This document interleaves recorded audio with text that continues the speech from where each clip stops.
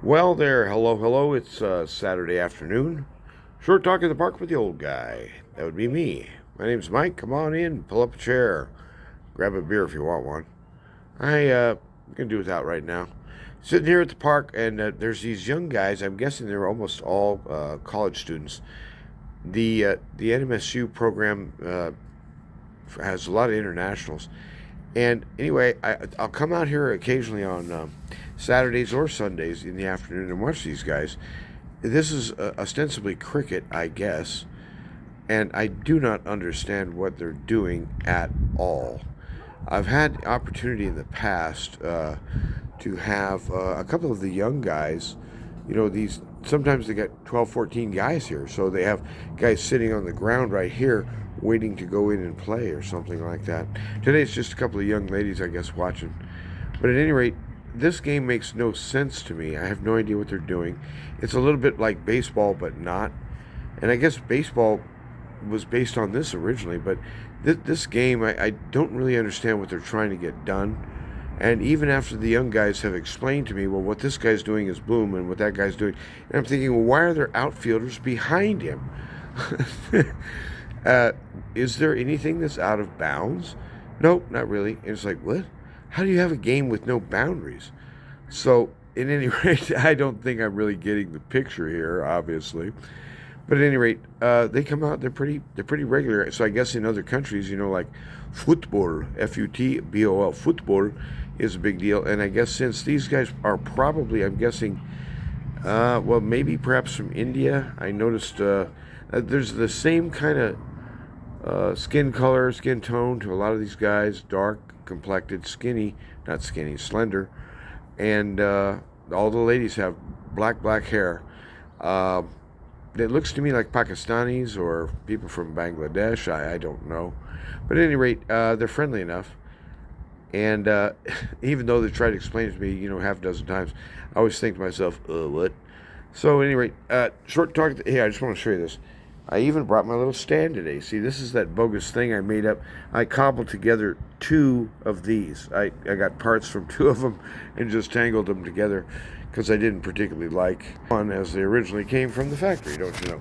So I decided to bring that with me a little bit so that we can have a little bit of range, don't you know? Because usually what I'll do here, and as you know, you might remember, I like to just sit the phone on the table behind me and get a plastic drinking cup or something to hold it up. It's like, hey, big time budget here. No, it's professionally done. And so I've been having just a super lazy day today. I went down and had some breakfast and stuff, and it was real nice. And then I went down to the Rio, and gosh, I walked probably all of 30 minutes tops. And then I thought, I want to lay down. So I found some grass down there. Hey, look at this little dog. Boy, you should see this guy. Got these bright eyes. Wow, who do you belong to? Huh. Okay, I'll turn this around. I don't know that this actually matters, but where'd that little rascal go? What? Man, that was weird. Wait a minute. How could a dog move that fast? Where did he go? What? Now that's weird. Maybe he's running around indoors. There's some people in here in the garden area. It's Gomez Garden. And it's the strangest thing.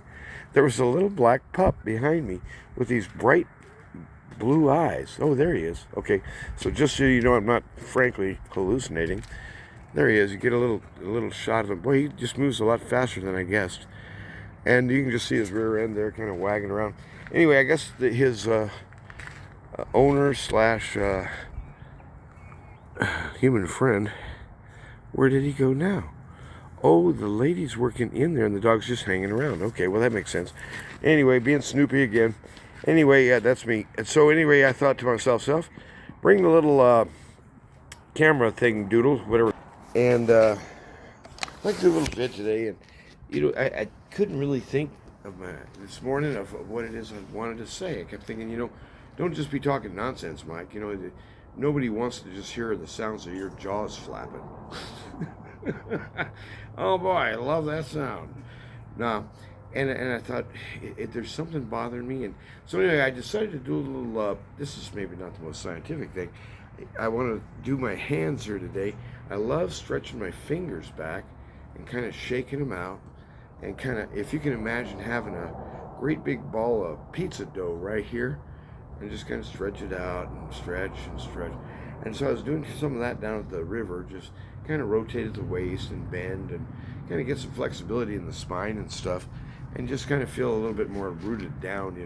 It does help, straighten out kind of energetic patterns in my body. I honestly believe we should do stuff like that. Find something physical. It doesn't have to be hard, doesn't have to be challenging, but something that you do regularly.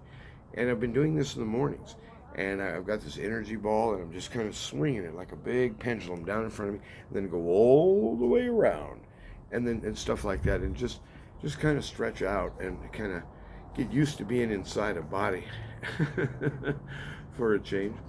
And if you're comfortable inside your human body, it shows. And so you got to find a way to relax, and that means you got to find a sense that it's safe and that it's okay to rest. You can close your eyes, and you're not going to have to worry about bombs going off.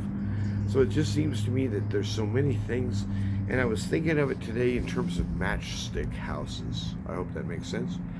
I want to say this was several years ago on YouTube. I watched a video. Someone had built this thing. I can't remember what it was. I don't think it was a house, like a doll house.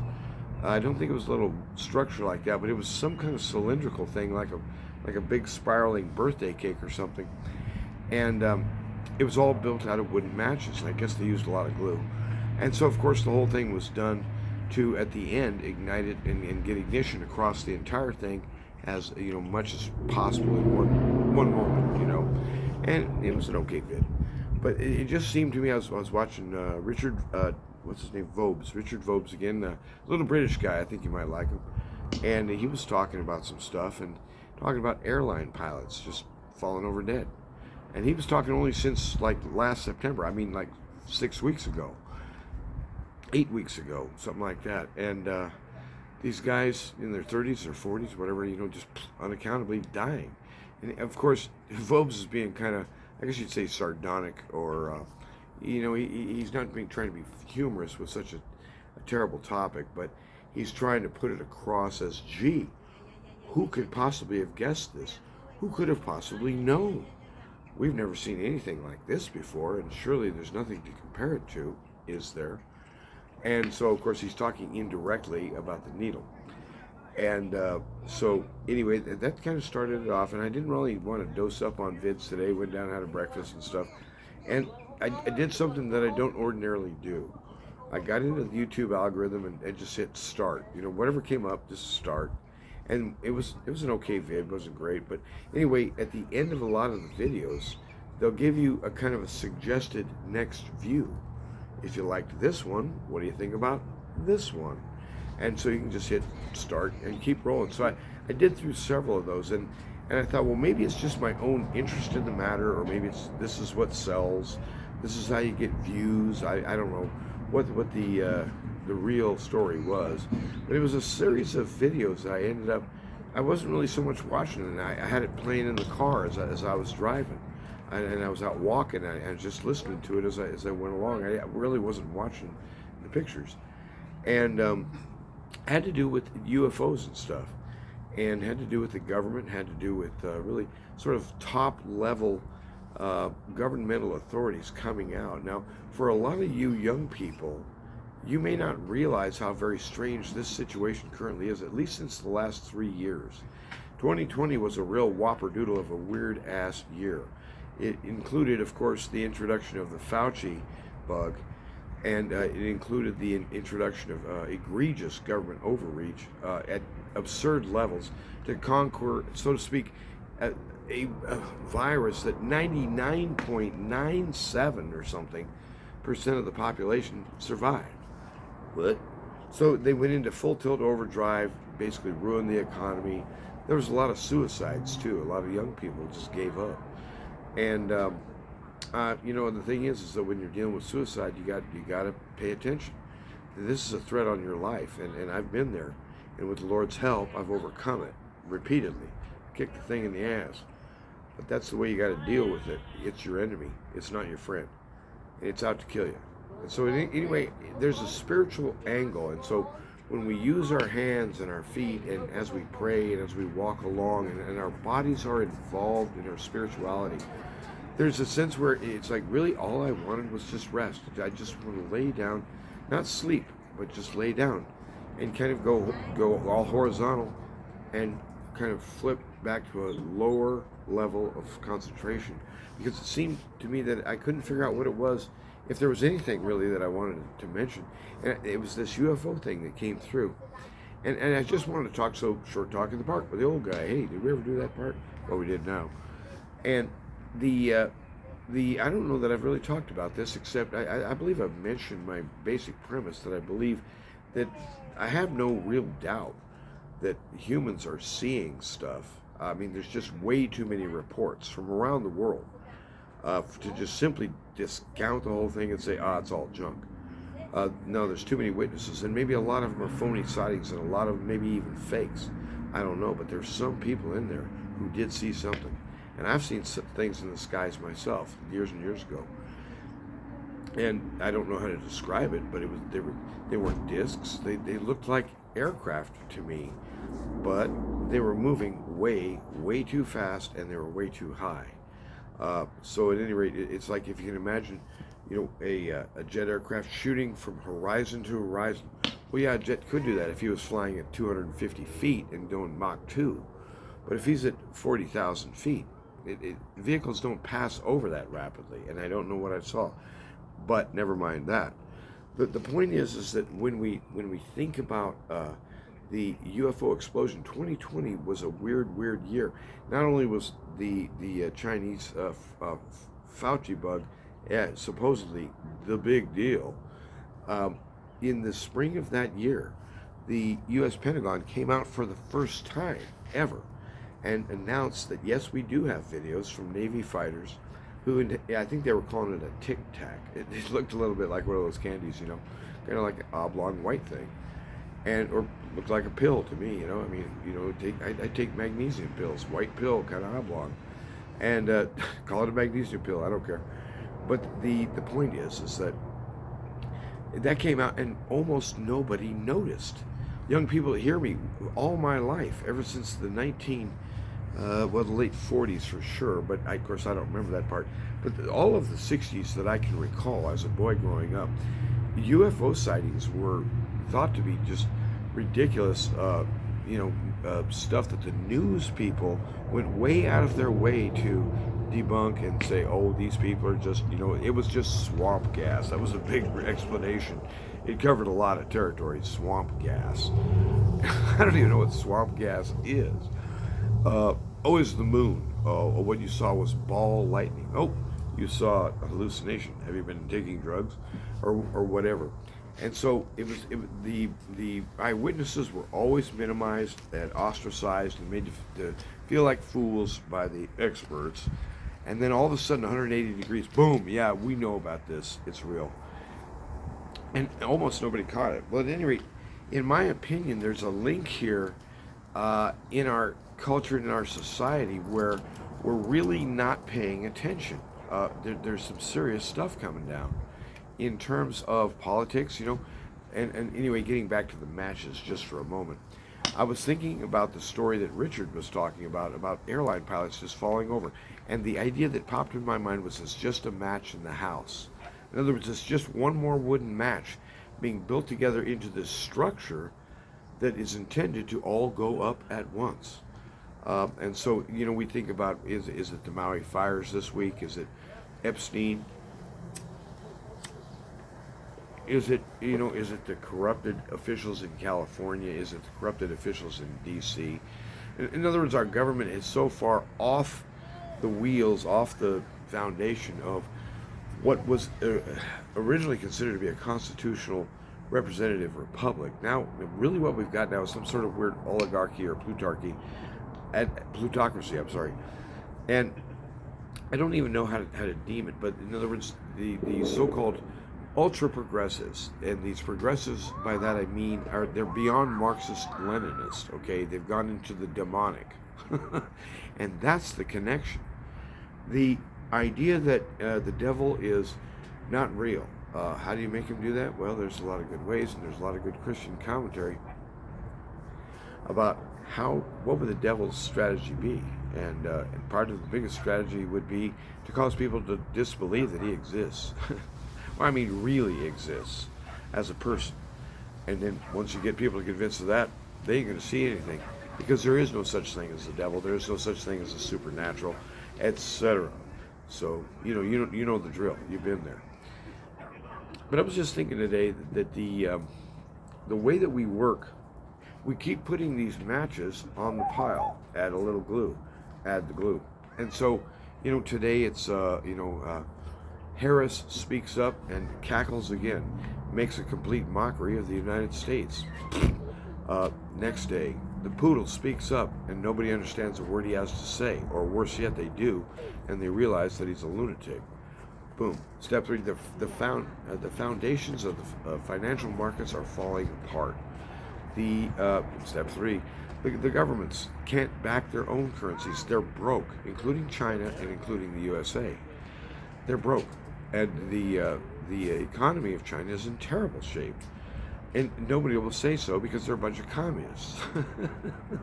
And communism never fails, right? And when you think about the whole experiment in China, hey, can a Marxist, Maoist government become essentially capitalist? Yeah, well, how would they do it? Very badly. And that's what they've done. It's a shambles over there. It's just a huge den of thieves. And we got some little guys coming up here. Still, this guy, I seen him doing laps here a little while ago. And so we got short people running around, and I guess that's a young family. That's good. I like seeing that. And the supernatural angle that we have here in considering UFOs, I mean, when you consider the difference between how I grew up and what we're looking at right now, some of the most trusted minds in the Pentagon, and we're talking about Northrop, Lockheed, huge defense contractors. I mean, there was this one guy that was being talked about, and he came out, Grush's boss. Grush came out in last summer saying straight up, yeah, we got the wrecks, we got the remains. Where'd you get that stuff? But at any rate, and how could the U.S. have ever overwhelmed a superior spacecraft in the first place so to bring back the wreckage? What kind of tech do we have that would take them out? That doesn't make any sense. And so, at any rate, we're just thinking about how the whole thing goes over to A, over to B. Are you a believer, or are you a denier? And do you wear a tin hat, or are you open-minded?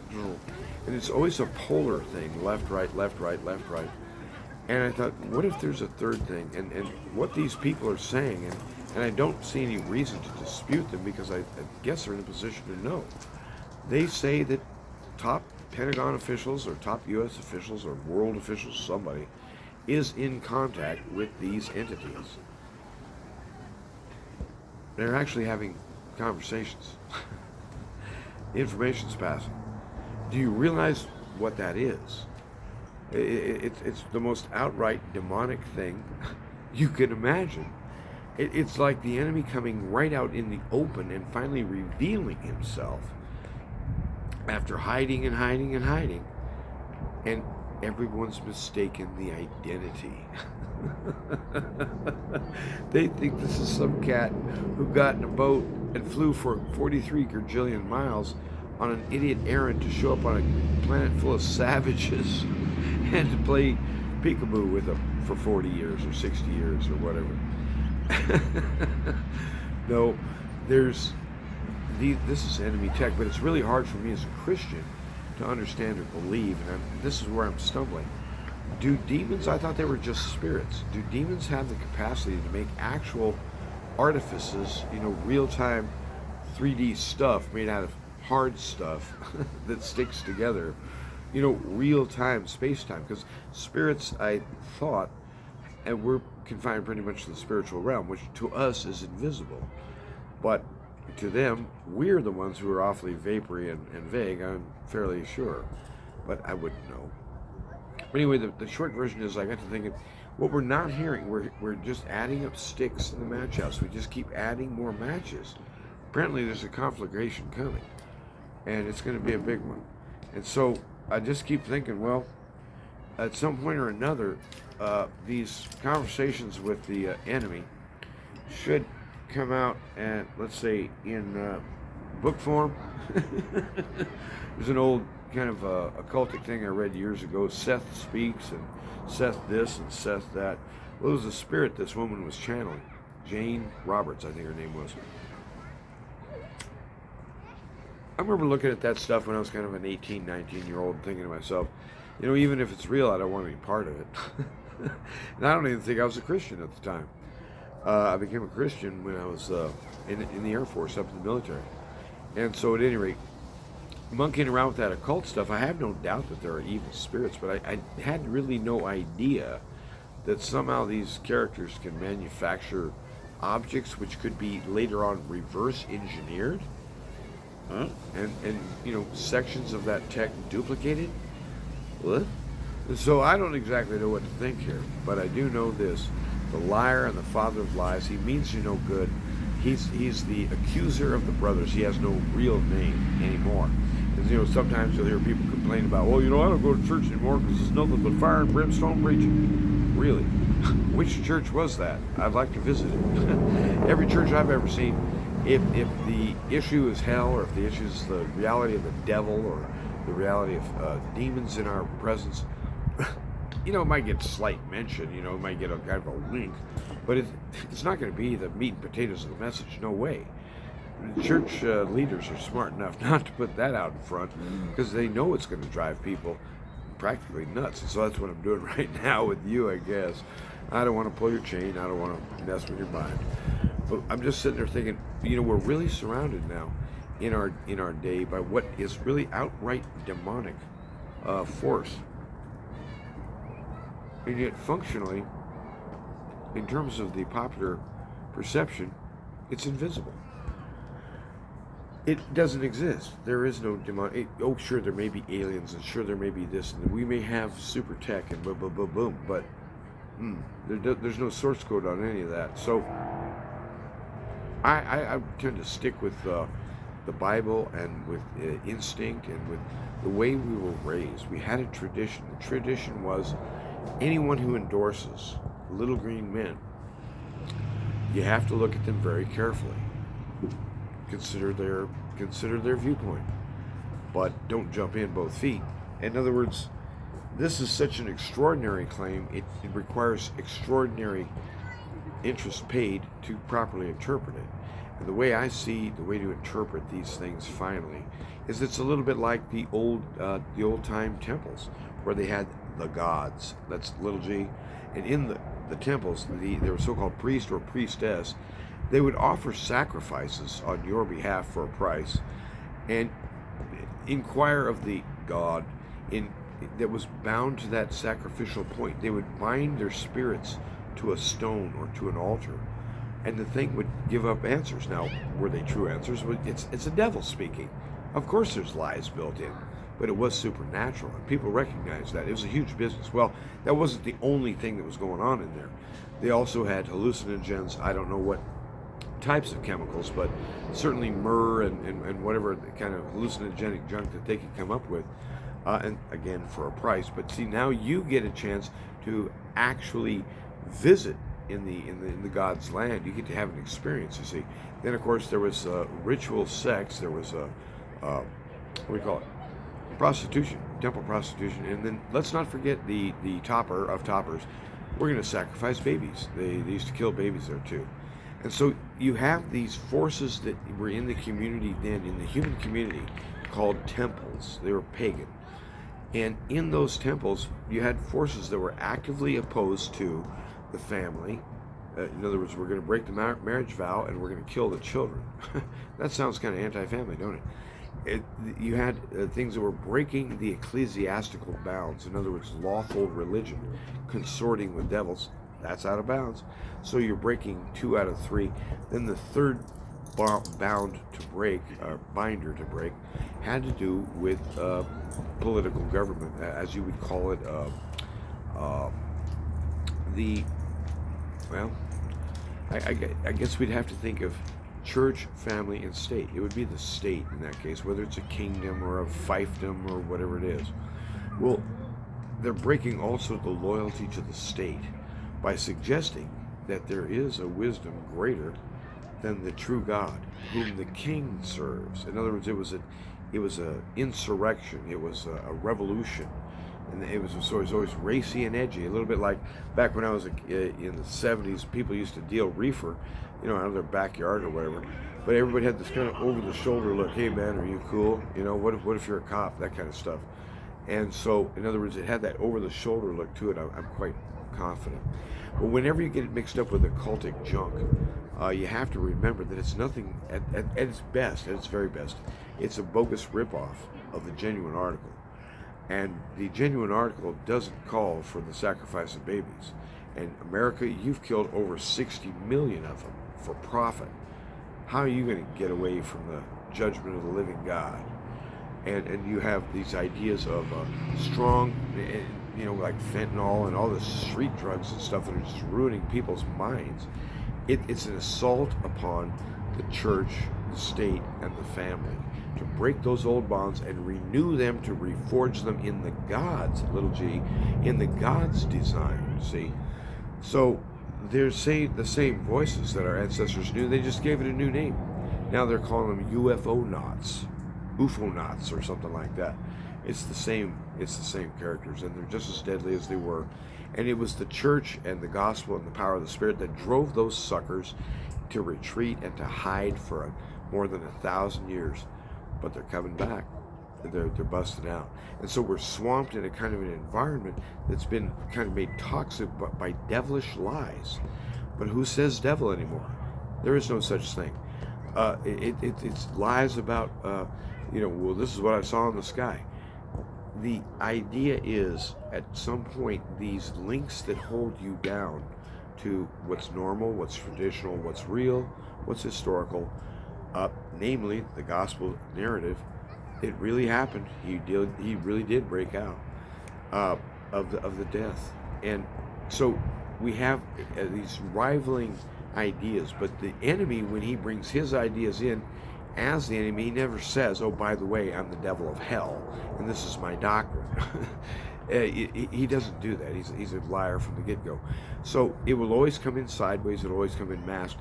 But the net result of it is that it pulls the energy out of you. It makes you think, oh, what's the use? It makes you think, oh, well, things are getting too dark. No. Don't fall for any of that crap. The reality is that the devil on his very, very best day is nothing but a shabby, horrible mockery of the real thing. That is to say, God. And he's a creature. The devil's a creature. And his days are numbered, and he knows it. And he's been judged unrighteous and condemned. He is condemned to the hell of hells. And after that goes to the lake of fire. Pick that one up and throw it in the lake. The Lord's serious about this, and justice shall be done.